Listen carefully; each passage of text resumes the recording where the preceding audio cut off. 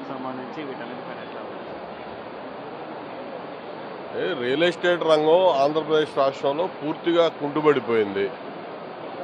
Real estate రంగంలో ఉన్నటువంటి realtors అందరూ కూడా ఒక రకమైన నిశ్చయానికి గురైపోయి ఉన్నటువంటి పరిస్థితుల్లో తెలుగుదేశం పార్టీ కూటమి ప్రభుత్వం అధికారంలోకి రావటం ఒక్కసారిగా కొంచెం ఆక్సిజన్ అందినట్టు ఆ రియల్టర్స్ అందరూ కూడా భావించారు.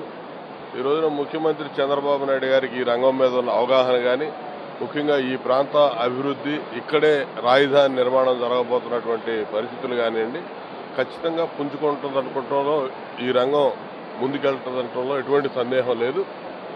చంద్రబాబు నాయుడు గారు నిన్నగాక మొన్న ఈ ఎక్స్పో ఏదైతే జరిగిందో దీనికి ఆయన స్వయంగా వచ్చి ఇక్కడ ఉన్నటువంటి రియల్టర్స్ మొత్తానికి కూడా ఒక ఊపిరిలు ఆ రంగానికి కానీ, వారు ఉన్నటువంటి ఆలోచనలకు కానీ, వారికి ఉన్న ఏవైతే వారు ఆశిస్తూ ఉన్నారో వాటన్నిటిని కూడా నెరవేర్చే విధంగా కొన్ని హామీలు ఇచ్చేయటం జరిగింది.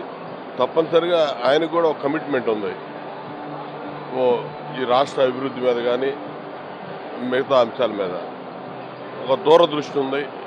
విజన్ ఉన్నటువంటి నాయకుడు ఈరోజు అధికారంలోకి వచ్చాడు కాబట్టి ఖచ్చితంగా ఈ రంగం ముందుకెళ్తుండటంలో ఎటువంటి సందేహం లేదు.